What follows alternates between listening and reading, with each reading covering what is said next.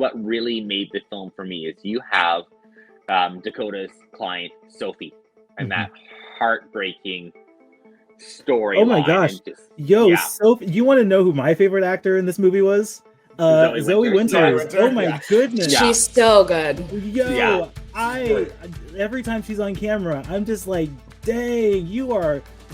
I love Dakota Johnson, but you are running circles around her right now. Yeah.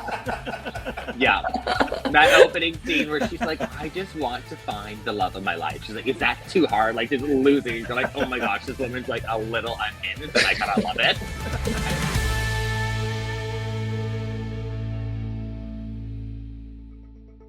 You're listening to All My Friends Are Movie Fans. I am Thomas Stoneham-Judge, here to host conversation about what's new and relevant in film with my friends who are movie fans.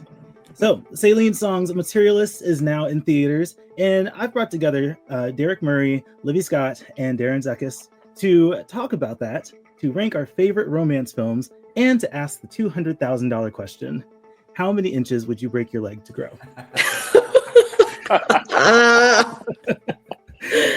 Derrick, your answer?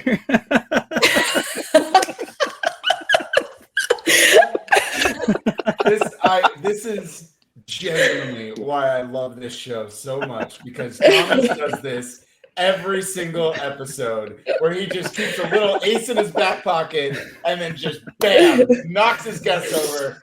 Oh my God. It's also my favorite part too. So right out the gate. I want everyone to know. I want to be very clear. We do not know what he is going to say. So that reaction, that is live. I helped him make this show, and I still don't know. He's like, here's the notes, except for this. Let's see how much Derrick's gonna flip. I know. I don't feel like I have short king energy, but I also don't have like tall guy privilege. So I'm in this like weird. I feel like I would be the one where like you would be like, oh, you said he was 6'2", he's actually 5'11". Like that's where I would fall in kind of that category. Yeah. So how tall are you? I'm like 5'11".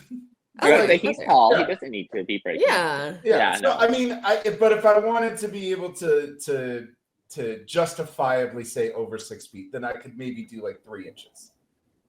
Okay. All right. Good answer. Lyvie. Oh, man. For everyone watching at home, I'm 5'2.5". I kind of like being short, though. I mean, it's different when you're a girl. So I don't think that I would. Also, like the idea of breaking your legs and like being out for God knows how long. A little scary. I gotta live my life. Yeah. And what if it goes wrong? Ugh, I can't. I couldn't. Yeah. That's fair. Darren. Like, I have those same feelings as Lyvie, breaking my legs, not being able to move, all that. But also, I'm 5'7", so, like, I need a few more inches. Yeah. So, like, probably add on 3 to get me up to, like, 5'10", and it'll be a bit more acceptable at that point. Yeah. Very modest. Darren went for 6. No, I said 3, but I think Darren he's got the Pedro Pascal vibe already at 5'7". So, he's got to go the full 6. That sounds about right to me. Am I that desperate, though? No. Right, that's the question. That is the question. My husband is 2 or 3 inches taller than me, so that's what I would do. So you can be eye to eye. Yeah, I've never really been self-conscious about it, but also, if given the opportunity, and if I was rich enough to throw away $200,000 and not worry about it, why not? Right. I guess it's an investment in our relationship. That's what he said. That's what Pedro said. Also, by the way, trying to imagine him as 5'6", I'm like, you're fucking with me. Like, yeah. Like, that's not can't happen. I know we kind of already spoiled like a very pivotal reveal in this movie. Yeah. When he crouches down, gosh. Honestly, that is probably my favorite scene with both of them in the entire film. Is that whole it's so good. It is really good. And yeah, he crouched down and I'm just like, no way. I can't imagine it. That's not real. Yeah. That can't be. It's real. The shoulders. It's his shoulders. They're too broad. Yeah. Broad shoulders. That's true. All right, guys. Well, we're here to talk about that. We're going to talk a little bit more about that movie here in a minute, and we're also going to rank, because this is one of the most romantic films of the summer. We're going to rank our favorite romance movies of this century. But I think we need more context around our perspectives on romance film before we jump into that. So my question here is, what defines a good romance movie for you? Darren, let's start with you on that one. Gosh, I need something that's going to evoke that hopeless romantic in me. You want to come out of a romance, whether it ends good for the couple or tragically, you want to believe in love. So you need that kind of spark to the story. Yeah, good answer. Lyvie, what do you think? Number one, chemistry. I need chemistry. I need to believe, if you're mushing faces, I need to believe that you want to mush faces and that you've been wanting this desperately for God knows how long. I need to feel yearning, etc. I think number two is the characters need to feel like people.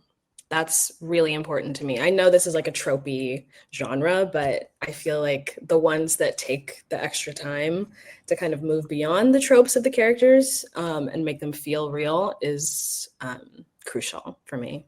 Yeah, good response. Derrick, your thoughts? Yeah, I would honestly just combine both of their answers. I know that's kind of cheating, but he's like, I'm going last. So. It's the benefit of the snake. But no, I agree. I think the feeling that I want to feel, I want to fall in love again, right? Like I have a very loving relationship. We've been together for 10, 11 years, but like there's something about a good romance that when you see it, it's literally like falling in love for the first time. Like that's the emotions that it gets out of you. But to Livie's point, that can only be done by watching characters that feel real and their chemistry feels organic instead of manufactured. And it's very telling when you get one where if they're not vibing, whatever emotion it's trying to get out of you honestly doesn't matter. Which, that's how you get something like Ghosted, where two of the most people in the world have zero chemistry whatsoever. And we're going there. Yep, that happened. Let's share the wealth. Don't forget Dakota, Jamie, and 50 Shades. Oh, right. Was there even romance? Right. They just hated each other. Trying to think, has Pedro been in a bad romance movie? I'm trying to think. He's been in bad movies. He's been in bad movies. That's That's definitely true. been in bad movies. He's also played bad, like, because I think I was watching Materialists and thinking, man, he did do Gladiator, didn't he? That was he had other things on his mind during Gladiator too. Yeah, I need to speak with him actually. I need to sit him down and say, hi, what's the strategy? Yeah, what's going on here? What are the vibes? What are your goals? What are you trying to accomplish? Because it's not. Yeah, the strategy is to be everywhere. And in everything.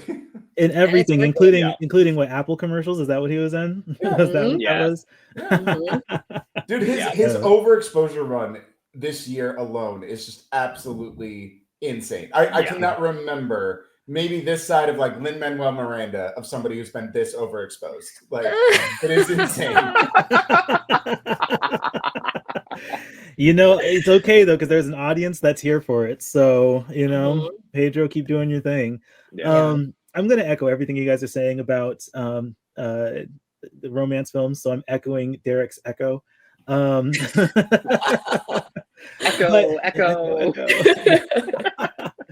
But the thing that I'm going to add to that part of the conversation is I'm not a writer, so I don't know exactly how to do this, but I need my characters to be imperfect in an authentic way. And I think that romance films, they can get so cheesy and so kitschy and just so formulaic that the imperfectness of the characters doesn't feel believable. And so I need that imperfectness to reflect the reality that I can understand, that I can relate with, in order for me to really buy into these being people that are connecting and having this tussle in love or whatever. So that's what I would add. I mean, when it comes to movies in general, character development is a massive thing for me. You develop the characters right, you've won 80% of the battle for me in a movie. So So yeah, that's that. I think that's what I would add to that is authentic imperfection. So Agreed. yeah, and I absolutely felt like Materialists nailed that. So let's talk about Materialists. We're going to start with our ratings. I want to start with what you guys rated this movie, and then let's discuss. Okay, Livy, what was your rating for Materialists? Well, it's so weird. I gave it a 4, but I just keep finding I'm like in between a 3.5 and a 4. Okay. I wish I could do 3.75. Mm-hmm. Because there are things that I loved, but then I don't know. There's something keeping me from getting swept away Okay. in the romance and the sweetness of this film, because it is a very sweet film, which I appreciated. Mm-hmm. Derrick, what was your rating? This is why I am so glad I saw Libby's tweet and then reached out to her because, like, same girl, same. I rated it a 4. I'm gonna finish my piece today, and it will probably be a 4 in the end. But I really want like a 3.75, like that. Mhm. That I feel like is the perfect rating for this, where you can recognize all of the sweetness and all of the high highs, but it's a little messy. It's got a little bit of that studio Hollywoodization that kind of almost overshadows some of that intimacy that she gets from her characters. And I don't know that it all works together. So yeah, I'm right there with you. Darren, what was your rating? So I guess we're divided on this podcast. Like what Thomas thinks of the movie. I'm definitely more in line with him. I'm at a 4.5. Close to a 5, but not quite there, just because it didn't quite hit everything I wanted from it, but it did more than I could have hoped for as a whole. Yeah, good point. I also came out very high on this film, and I think that maybe I come out high on it because I revere Celine Song so much, and what she accomplishes in this kind of like, love triangles are not a new thing in romance storytelling, but I think she does it, like I'm saying, in that really authentic way, because this movie deals with, like, the Dakota Johnson's character, she's dating someone, but she also has this friend who's just been friend zoned, and like I think a lot of movies would have treated that a lot more awkwardly. Whereas I think that she did a really great job just like managing those relationships without needing to bring awkwardness into to drive the drama. So I came out very high on it, like a 4.5. I would be interested in how I feel about it after a second watch. Because I, kind of being swept away in the Celine Song storytelling and just like immersing myself in this world and in these stories was great the first time. I would like to think it would be just as great the second time, like in Past Lives, because I could watch Past Lives endlessly. That movie is so 5 stars for me. Every single time I watch it, it's fantastic. But yeah, I would be interested to see how I feel about it after a second watch. So at this point, it's a 4.5 for me. I think that one of the big things that people talk about with this movie is the cast. Obviously, this is a very A-list cast, and they're here to deliver this really kind of complex story. What are our thoughts on the cast? Derrick, we'll start with you on this one. Yeah, so this is actually where I have a little bit of a struggle. So this is why it goes from the start of Past Lives at 5 and then kind of works its way down. So I actually feel like the cast is a gift and a curse. I think that you have some really great performers, and I think Celine Song writes characters that get some of the best performances out of those characters. But I also feel like that star-studded cast almost asks you to think that this film is something that it's not. And then watching those performers operate in these roles and operate in this language that Celine Song is clearly singular in, right? The way she writes people is so distinct and so just packed with intent that if you're not dialed into that cadence, it can be a little distracting. And as much as I enjoy all 3 of these people, I think Chris Evans probably comes out on top. I think he kind of understands the roles the best. And I'm not even a Dakota Johnson hater. Thomas knows that I will stand for Daddy-O all day long. Yes.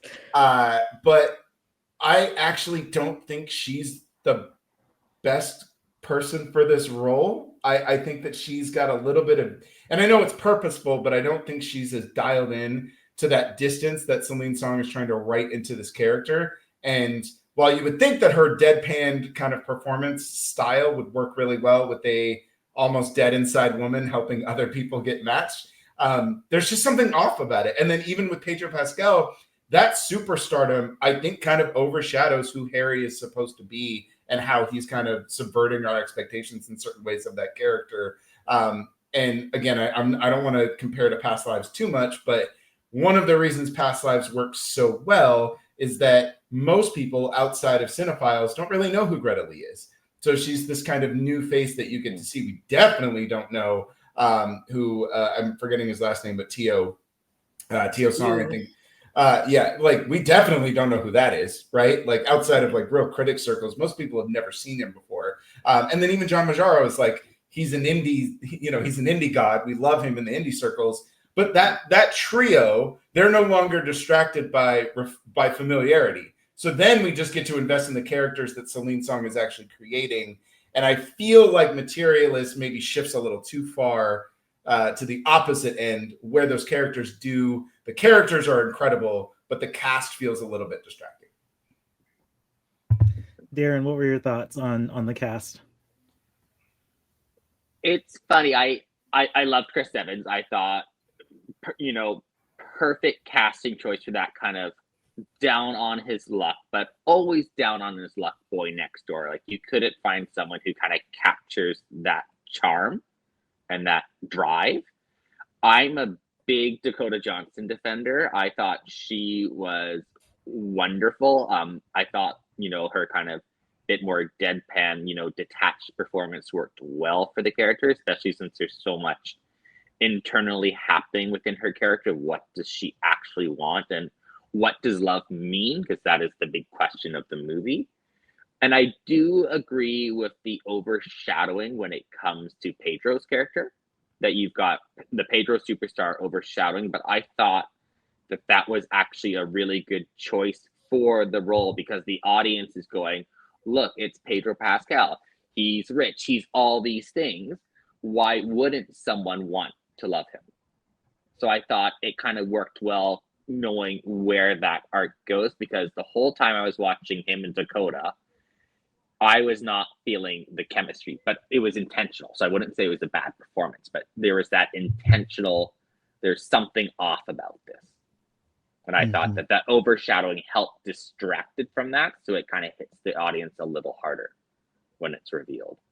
Yeah, good points. Lyvie, what were your thoughts on the cast?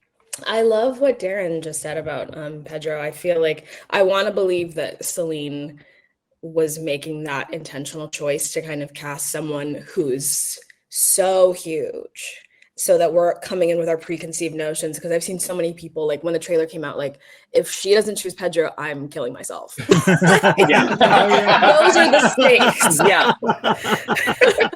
Those are the stakes coming into this for so many people. Side note, which is wild because her other option is Chris Evans. Like, what are we doing? I know. know. It's parallel. I know, it's so crazy. Like, people are acting like Chris Evans is like the worst choice in the world, and I'm like, do you know what I would give? Actually, do you know what I'd give? Like, let's reorient our. She our can't go wrong here. Right. Yeah. But I also think that I don't know. I feel like he was miscast, Pedro. If only because I don't know. I feel like he doesn't get much to do. I feel like the film and his role is coasting on who he is in real life. And aside from like that monologue that he has at the very end when him and Lucy are breaking up, I feel like he doesn't get many chances to really dig into this character. And I think that's by design. That's just the script. Like he's supposed to be this like untouchable man. The chemistry's not there. It's like there's a wall between them and a wall between the audience and the character as a result. I think Chris Evans is amazing. I love him so much. I will always ride the way y'all ride for Dakota. I will ride for Chris. Like I'm a keyboard warrior to Chris Evans. Like when that fucking Santa movie came out, oh yes, and everyone was like, "Why is he doing this? He needs to do Knives Out 4. I was like, you all need to back the fuck up. Yes. Like, leave him alone. Maybe he just wants to have fun. All right. Is the check? I is still doing the role for the question check that so movie. bad?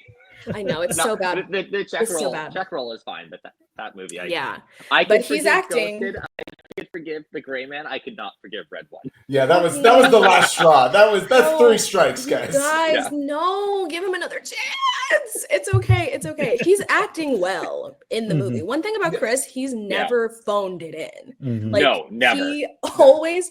I put this on my Letterboxd review. I was like, it's crazy how no matter the role, you can always see him using his diaphragm. That's an actor. Yeah. That is an actor. Anyway. Yeah. You know what though? Just Tangent not to wax poetic too much on Chris Evans, but I actually think some of it is just he's misused and miscast because they want him to essentially be the hero of the film, and he's not. Like Evans has a yes, I'm one of the most attractive people in the world, but I'm also kind of have this loser energy. And I'm kind of always just down on my luck. And that genuinely, that's not like an insult to him. That's like a compliment to his character. Like it broadens the type of people that he can play when he's not like the Captain America hero. And I think one of the reasons he does Captain America so well is like Captain America is a loser before he becomes the hero. So every time you see Captain America, he's bringing that I was a tiny, scrawny kid from Brooklyn to this heroic role, and that's what makes him so good in that movie. So then when you remove that and you put him in things like The Gray Man, well, he's pretty fun in The Gray Man, but when you put him in something like Red Notice, where it's just like, yeah, dude, you're not this guy though. Like there's such an inauthenticity to what it is that he's trying to do, and it's just he's much better in stuff like this. When you watch him in something like Materialists, you're like, that's the guy. Like, do this all the time. Being so unbearably sweet. I will counter, though, by saying before Captain America, those smarmy losers, that's all he was doing. Yeah. And I feel like I Captain love America was... Captain America, Chris Evans. I know. Like, Captain America was like him going against type. Because I remember so vividly, everyone was like, what? First of all, Johnny Storm. Johnny Storm. Right, yeah. Second of all, like lovable asshole in like every not another teen movie, like all of that was working against him. And then he came out like, no, I'm a noble guy. I have a heart of gold. And everyone was like, oh no, you guys, he has a heart of gold. And now I feel like this is him, like post Captain America is so interesting to me because even if the movie's shit, it's just so interesting to see him like kind of rail against, you know, that expectation for him. I feel like he's doing the opposite of what Pedro's doing right now, which is kind of riding the wave, which is very interesting to me. And I'll just close by saying I think Dakota Johnson's really good in this movie, except for like one or two line notes that I feel like I wanted like a little bit more sincerity. I think she's really good. I've always thought she was good. I liked Dakota Johnson's line delivery. I think that slow cadence that she has and how she delivers the lines was really it just worked for me with this character and kind of what she's trying to accomplish with communication. I don't know, that stood out to me as like her slow cadence and talking and enunciating and like her whisper voice. Yes, I like how she talks in this movie. So that was what really stood out to me as far as her casting. And yeah, I mean, I'm hearing everything you guys are saying about the personas of these actors in real life versus how we have to perceive them in this movie. And there is a really interesting conversation that can be had. I mean, I guess we're having it, but there's something to be said for saying it. There's something right about the star power here, because I personally would have liked a more less known cast. I think that's what really works with Past Lives, is not having these preconceived notions of stardom kind of embedded in who's playing these characters. But I also have to say my theater was pretty crowded when I went, and most people I live in Bellingham, and our theater, we're outside of major markets, and so it's hard to get people out to a movie. And I'm I hate to say it, but with a Past Lives cast, I just don't think people would have shown up for this movie. And so that, you know, I can't remember who said it, but blessing and curse here with the cast, because it was a smart marketing decision. And honestly, I think a smart creative decision as well. I think there were on paper, I could see this making sense, right? I don't think this was just get the actor who has the biggest name right now. I don't think it was necessarily that. I think there was very much intention on getting talented A-list actors to really deliver this vision. And that effort is definitely there. And I think it's getting people out to the theater, which is awesome for a romance film. I'll be very interested to see what this box office is by the end of the weekend. But yeah, it's gonna have a high opening weekend and a massive second week drop. Maybe. Yeah. The way that people on TikTok are talking about it, low key, I can see the that. cinema score was a B-. Yeah, and so it makes the 10 o'clock was sold out last night. All these teen girls walking in. As I was walking to Life of Chuck, I'm like, ooh, none of you are gonna like this movie. Enjoy. Yeah. As I was watching the movie, I was wondering how a festival run might have altered its the perception of the film. Like this feels like something I would have watched at TIFF.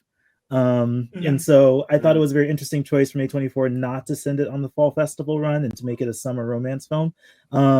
Which you know what though, to that point, Thomas, I think I think this is where that curse comes in, because a star-studded cast like this from an already championed festival darling, there's almost like this graduation of like, okay, you made it out of the indie scene, here's your blank check, make whatever movie you want. And I applaud Celine Song for being like, yeah, I'm still concerned about these things though. Like everything that I laid out in Past Lives, those are all things I'm just changing the setting and the characters, but really like these are the things I want to talk about philosophically and thematically. But you have Pedro Pascal, Dakota Johnson, and Chris Evans all starring in your movie. Yeah, we're over that. We're that festival run. I agree, it probably would have done better, but like we're past that. And then A24 was like, it's a rom-com marketing, guys. And they definitely did that. Like pedal to the metal on the rom-com. They need to make money, and this was their money maker this year. Like, I guess I really would have loved to have been in the boardroom when they're discussing the marketing of this movie, how to roll this out, because I think there is a very close alternate universe where this did go to TIFF, who would have ate up this cast. Like this red carpet would have been fire. Where it would have gone to TIFF, it would have done the film festival circuit, probably TIFF, NIF, and then gone, at least tried to make a Oscar run. I don't know if this has Oscar potential this time. No. But Celine Song is still making a name for herself, and I'm loving how she's doing more ambitious things. Like I was always, after seeing Past Lives, I was like, what is she going to do for her sophomore film? And I think this was a worthy successor, and we'll see where she goes from here. But really quick, let's do one more round and let's talk about the story and the narrative structure here, because I think Celine is really good at kind of challenging what is typical of like these love triangle kind of stories. Darren, we'll start with you. How did you feel about how this story played out?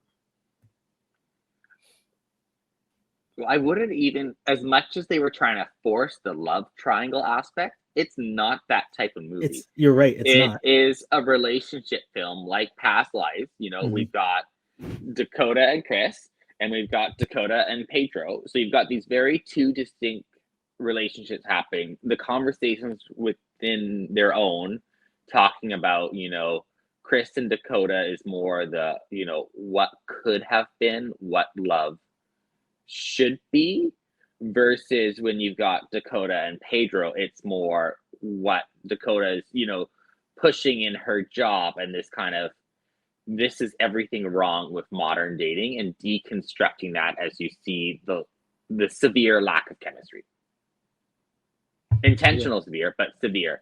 But then also at the same time, which is what really made the film for me, is you have Dakota's client, Sophie, and that heartbreaking storyline. Oh my gosh. And just, Yo, yeah. so you want to know who my favorite actor in this movie was?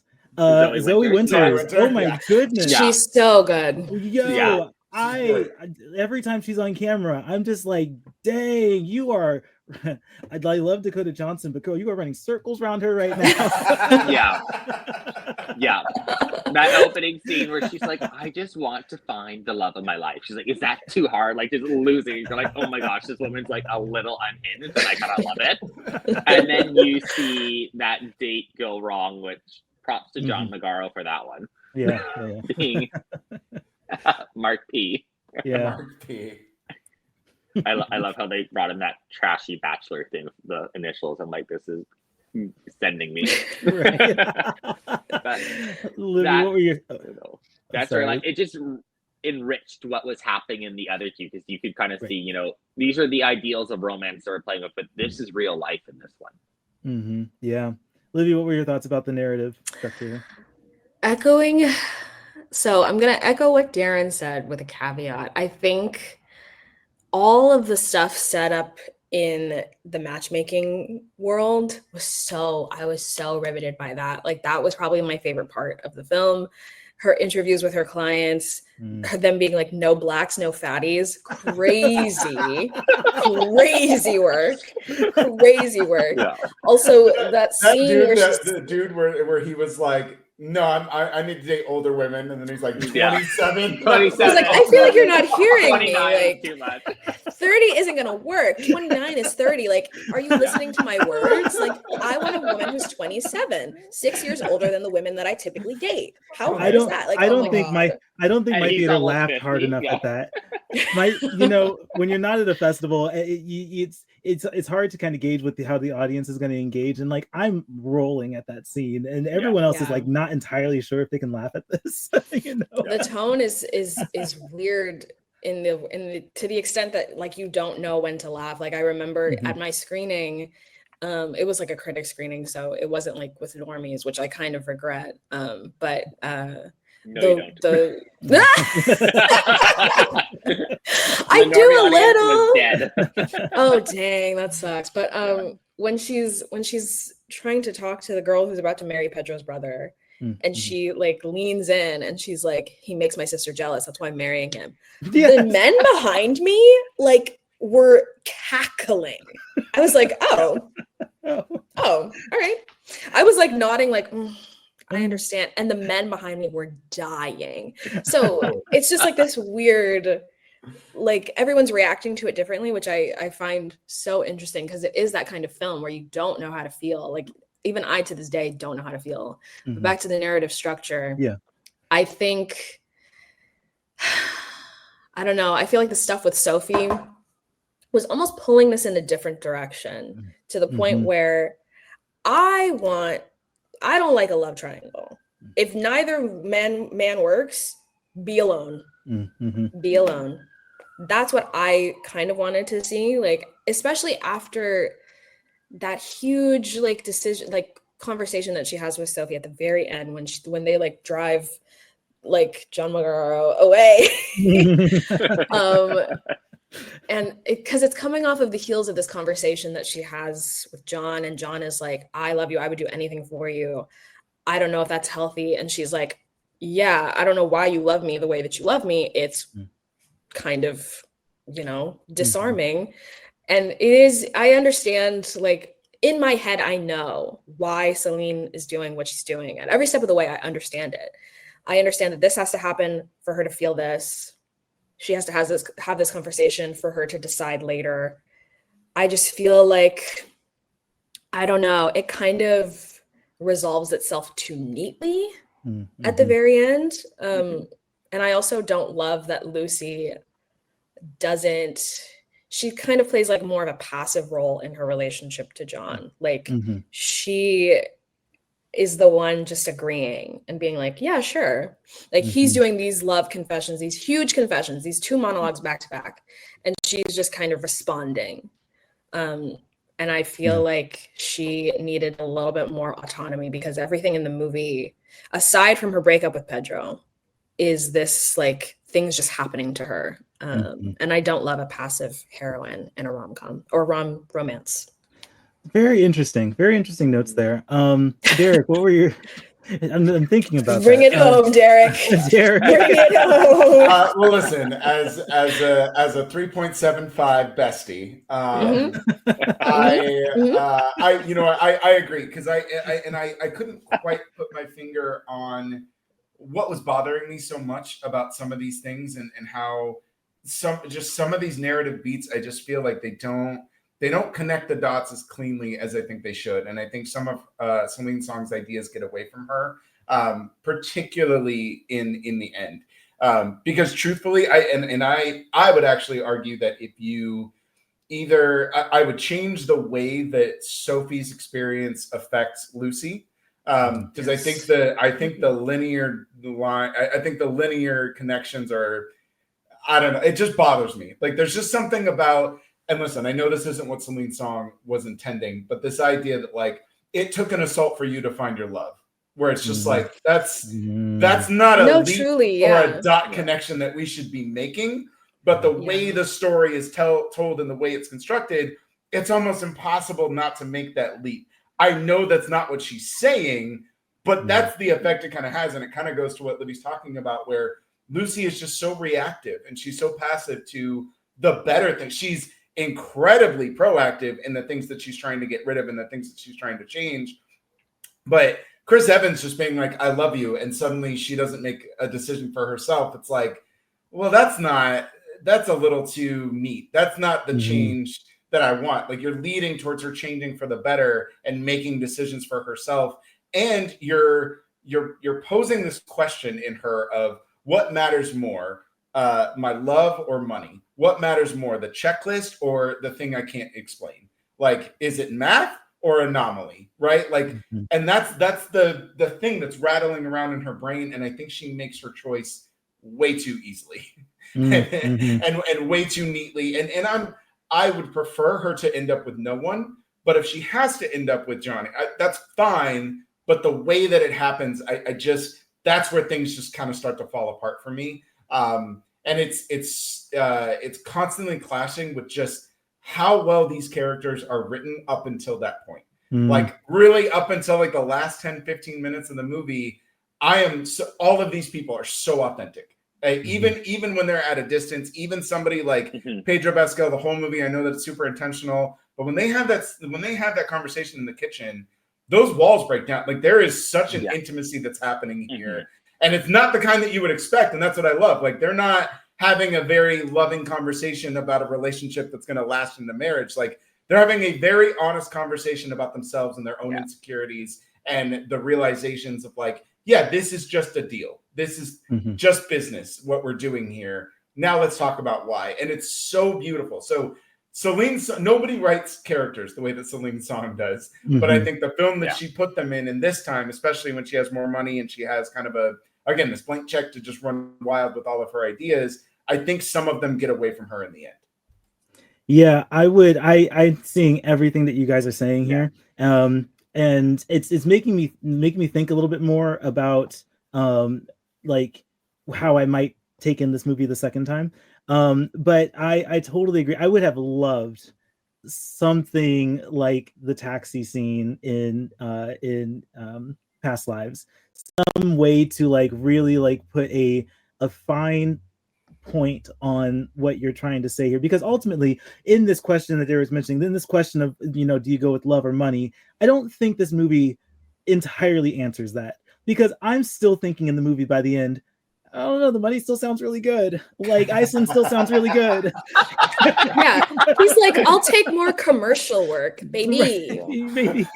That's not going to solve this problem. That's not going to solve this He was going to problem. work at a diner. Come on. Yeah, bro. Like, come on. You stepped on a used condom from your roommate like 20 minutes into this movie. We got some work to do. Work, right? Yeah. So like, I don't think this movie actually answers its thesis, in my opinion. I think it answers it for the character, and like you're saying, I don't think it does it in the most compelling way. But I left the movie still thinking, money is still really nice, and as beautiful and like authentic as that conversation was in the kitchen, I don't know, I might have gone to Iceland. But It's just they had to invent the surgery. I mean, the surgery exists in real life, but they had to do that for her to be like, I can't. Right. And and it's funny because it wasn't even, she doesn't proclaim that to be the deal breaker. It's there to kind of trigger a different reason. So yeah, I think I think ultimately what I was really processing with this film is that I love it because I know what Celine, or I have an idea of what Celine is trying to do here, and I have her sensibilities kind of in mind when I'm watching this movie, and so I can fill in the gaps and kind of reconcile things that maybe the rest of the audience couldn't. I mean, as I was walking out, just kind of hearing the chatter, there was really kind of tepid reactions to the film, just because it's trying to balance being appealing to the mainstream while also kind of having a more artistic and nuanced story that's not as mainstream typical. So yeah, I don't know. I'd be interested in talking more with people outside of the cinephile world and getting their reactions to this film. And that's why I was thinking a lot about maybe this should have done a festival run, because I think the festival audiences would have been a little bit more forgiving than the mainstream audiences are going to be. As Darren said, with the second week box office is probably not going to, because I don't think people walked out like that was a terrible movie. I think they walked out like that was different, Yeah. I also wonder too if she's not, because so much of this movie is about having really honest conversations about relationships and love and how we have human connection, and it's all I could watch these people talk to each other all day long. Like that's one of my favorite parts of what Celine Song does, where you can literally just watch these characters be, and we don't really need to do anything with them. You can just watch them exist. It's one of the most alluring parts of Past Lives. I remember when people came out of the festival and they were trying to explain past lives to people, and they were like, no, it sounds super boring just watching people walk through. But I promise you, it's like the most, I get it. Nobody wants to watch people just sit and stare at each other on a ferry, but it's beautiful. You have to do it. Yeah.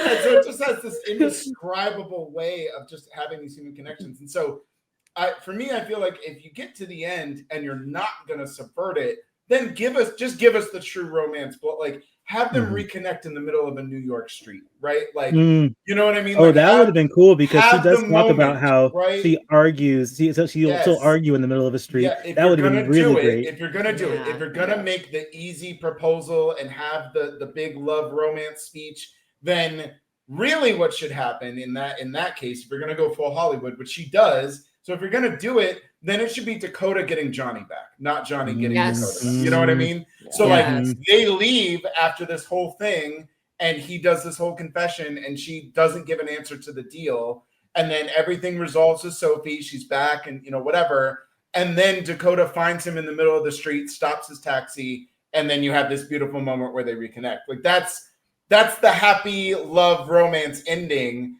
that honestly would have been more emotional and would have fit perfectly with these characters. And it would have removed that delineation of I am changing my life because somebody got abused, right? You can't. What about the caveman? The caveman. That would get rid of the caveman. No, because then she could propose with the flower. Because she could propose with the flower. Okay. Yes, and then you give her. It's all about making back. her the one who. Yeah. Exactly. Guys, all I'm saying is that Celine should just end all of her movies with a taxi. That's it. Yes. A taxi scene. I want the director's cut where she ends it like she should, with a discussion near a taxi. Everybody's got something, right? John Woo has doves. Tarantino has feet. Celine Song can have taxis. Taxis, yes. Not just taxis, New York taxis. New York taxis. New York taxis specifically. All right, guys, we're going to bring this materialist conversation to a close because I do want to get around to ranking romance films. But I'm curious, now that we've had this conversation, if your thoughts and ratings have changed at all. Lyvie, what are your thoughts? Are you still at your rating, or has that shifted a bit?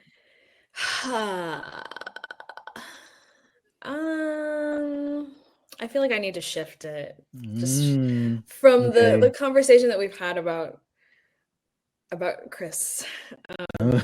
and the films that he chooses. So my top 3 is Rye Lane, What's Your Number, and Pride and Prejudice. Pride and Prejudice ain't moving. She's not moving. Her crown is firmly atop her head.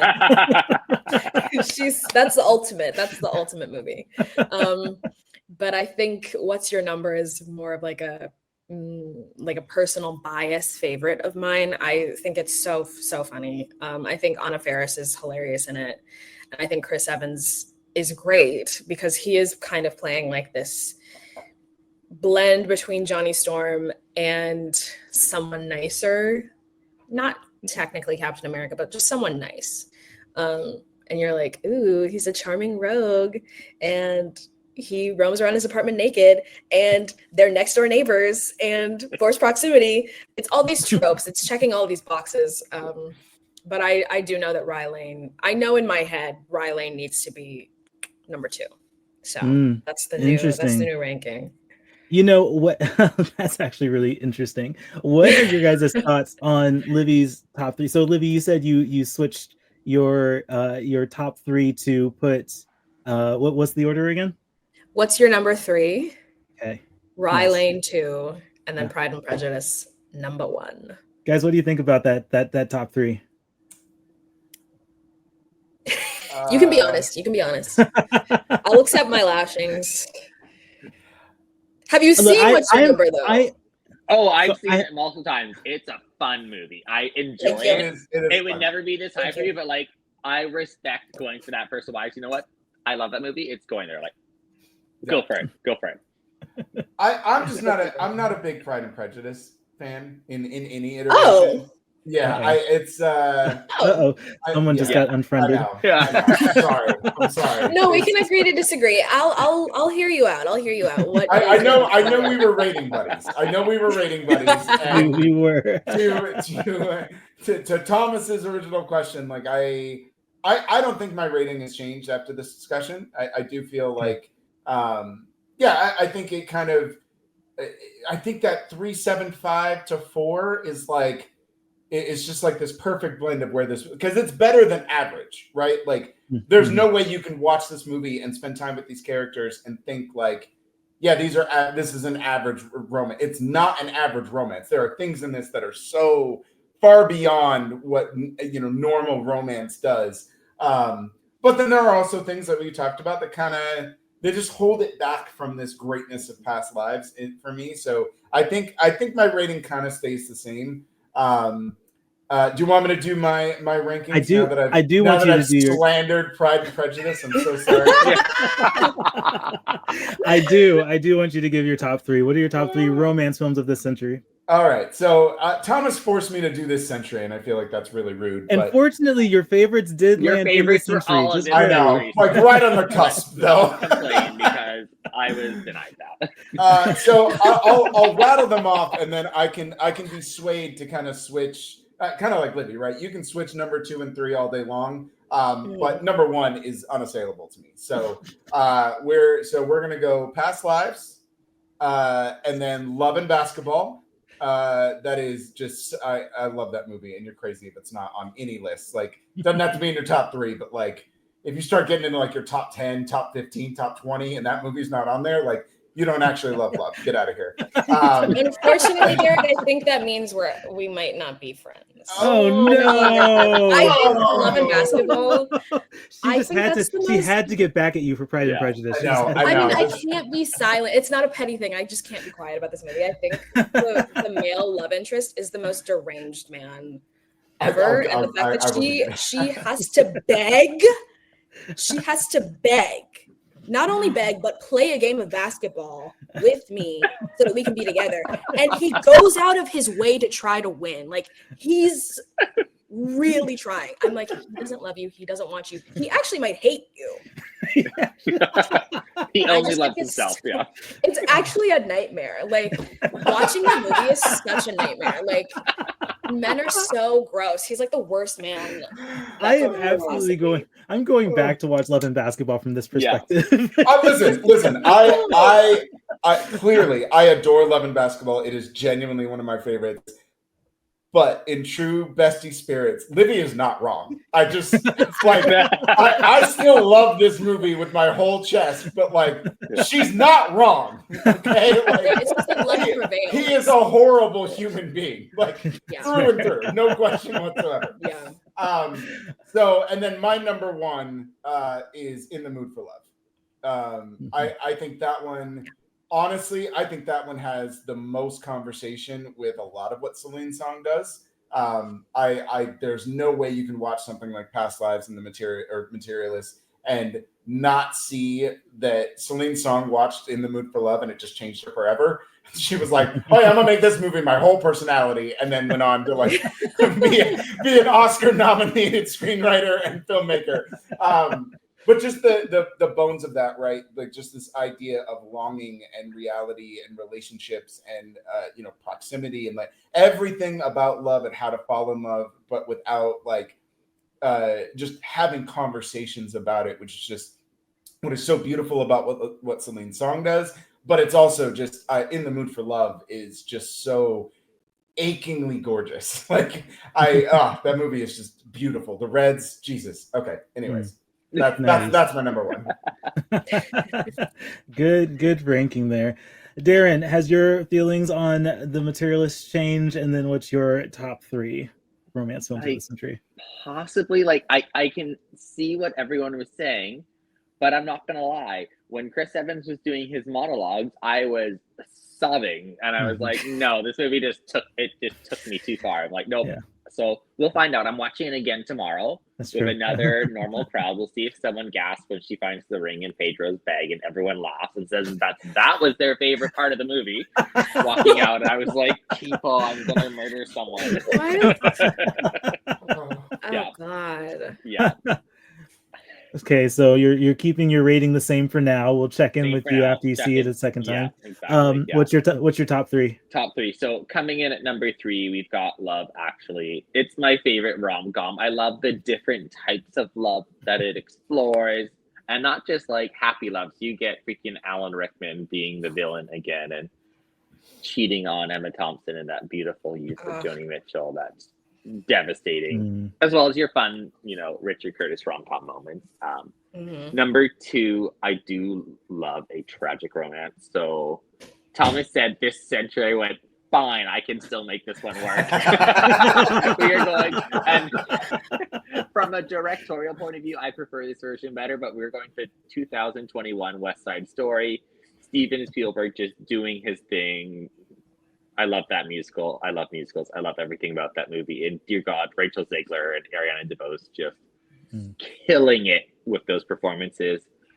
And then number 1, also that introduced Mike Feist to the world, and we should all be so grateful. We are blessed for such a gift introduced in that film. And the end of Ansel Elgort. Yes. Yeah. So 2 positives. This is good. 2 positives. Yeah, 2 positives. Yeah. And then number 1, we've got every cinephile's favorite musical, as they call it, La La Land. Just that beautiful 2 souls that meet. It's not destined to last. We know that pretty early on, but just the beauty of having that moment and then add in the music, the cinematography, and just the grandeur of that film on such a small scale. Like, I'm still mad it lost that Oscar. I will never be over that. Oh, you know what? Yeah. Nope. Oh, I'm gonna let you guys know you are 0 for 2 on your number 1s, because I do not care for La La Land. Wow. I was trying to be so polite. But Darren. Oh no, what's happening right now? It did not deserve an Oscar. No. I absolutely, Darren, I support you. Okay, I absolutely support you. We're like totally divided. Darren froze. I think Darren left the chat. Darren froze. I think he left the chat. I think you guys are We were both too hard. I have triggered plenty of La La Land fans in my time. I know what happens. I know things break down. I get it. Things get a little weird when I enter them, but yeah, what's crazy, here's the thing, real quick, it should be for me. everything about this movie is made for me. It is a jazz musical starring Emma Stone and Ryan Gosling. Are you kidding me? Yes, I am signed up, and I just it does nothing for me. Nothing at all. Yeah. You know, I'll agree with I think La La Land was the point where I realized Ryan Gosling is like his best at acting when he's not saying anything. And that look that they give each other, I think it's after the montage of what could have been, that look that they give each other, like that right there gives the Oscar to that movie for me, right? Like that was a monumental moment. Look, the judgment. You just haven't seen Moonlight in a long time. That's all that's happening. Moonlight is great. Moonlight is great. I'm sensing a butt. I'm sensing. I'm not. No. Ma'am, I am trying desperately to hold on to my black card. Okay, so there will not be a butt. Okay, on Moonlight. Moonlight is great. You choosing the movie where the black man is the villain and the white guy is like, but jazz is sacred to the black man over Moonlight. I have removed his card every single episode we have done. Yes, it has been at one of them. One of the cards that he holds every episode we've done. I have just removed a card. I just think it's interesting. It's interesting. Interesting. Okay. We just have a whole movie called Sinners about this very thing, bro. About this very thing. I am going to digress before I get into any more trouble with my panel. But I will say for Materialists, my rating is going to stay the same for now. But I do think I have very interesting perspectives to take into my second watch, and I wouldn't be surprised if I dropped it down to a 4. Just kind of taking in your guys' perspectives and observations and thoughts about the film. But I'm still very positive. I think Celine Song is still, 2 for 2 in her feature films, and I cannot wait to see what she does next. So yeah, I will report back after my second viewing whenever I get around to that. My top 3 romance films, and yeah, this guys, I know we all had a challenge narrowing this down. It was so tough. But my number 3, I'm going to go with Crazy Stupid Love, because not often do we get romantic comedies with a twist, like literally a wicked twist in that movie.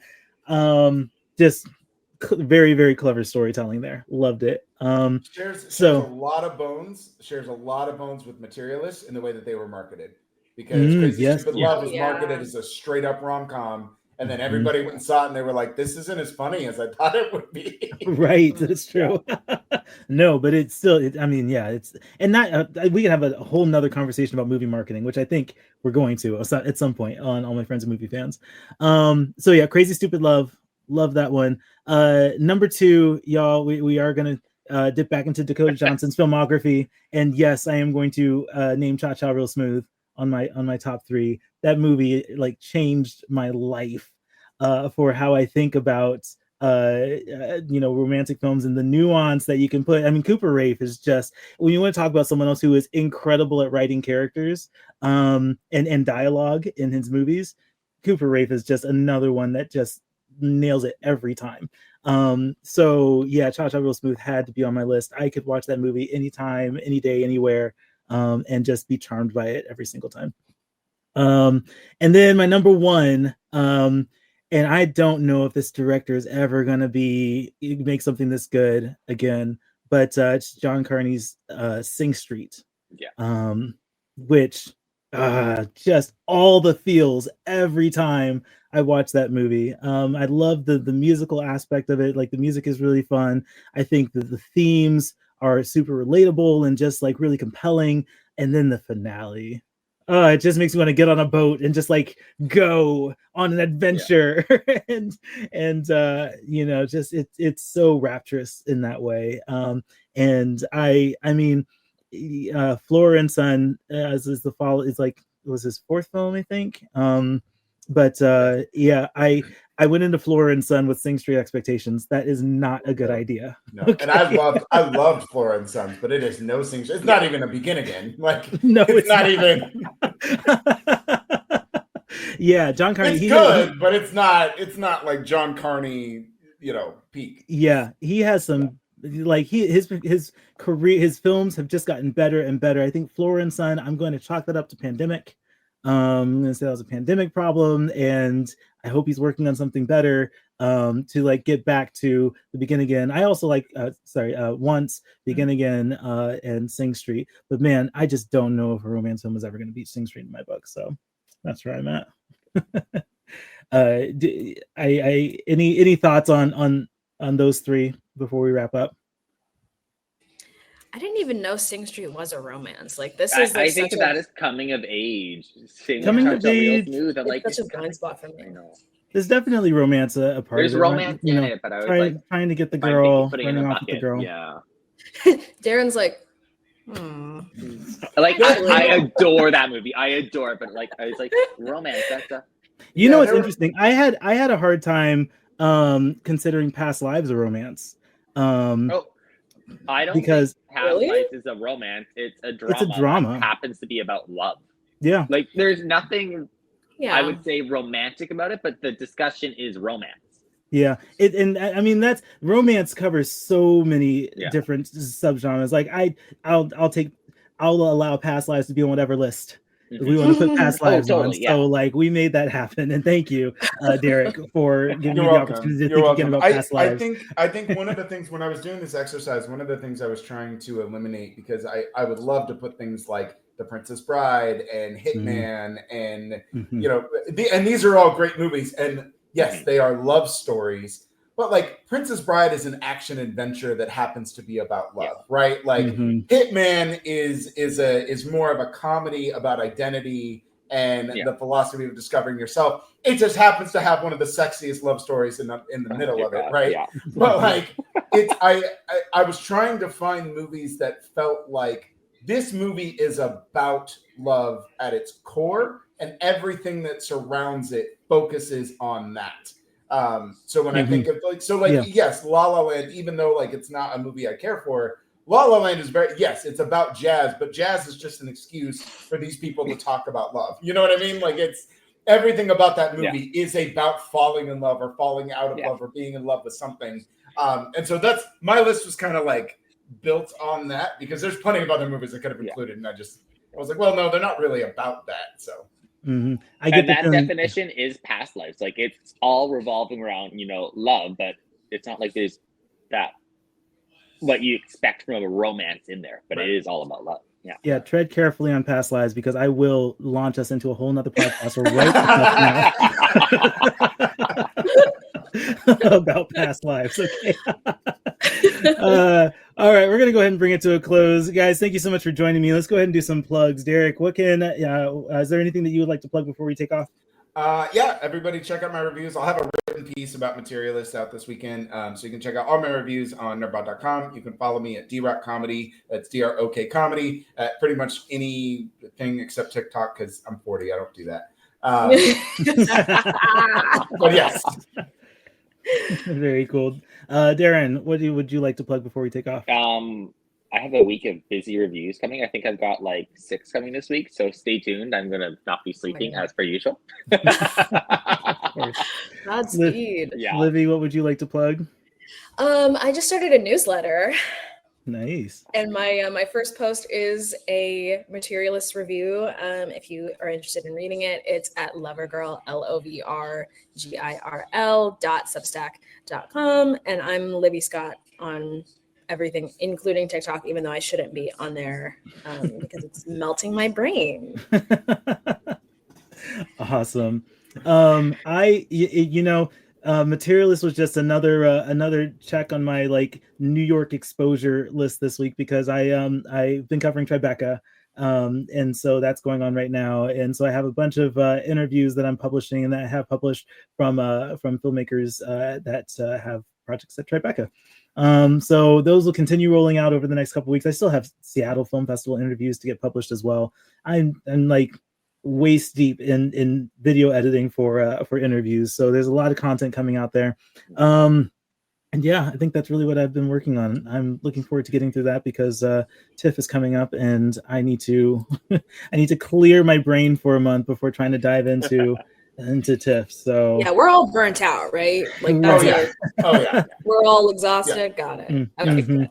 Yep, that's for sure. This is like it's so not to talk about it too long, but it's so difficult because like our rest period is like the summer blockbuster. So like the only break in the festival season is during the summer blockbuster season, and then it's go until I don't know March. Like it's exactly. All right, guys. Well, thank you again for joining me. Thank you to everyone who tuned in to listen. This has been an episode of All My Friends Are Movie Fans, a For Real original series. If you're a movie fan, be one of our friends too. Connect with us on all the links in the description and tune in again next time.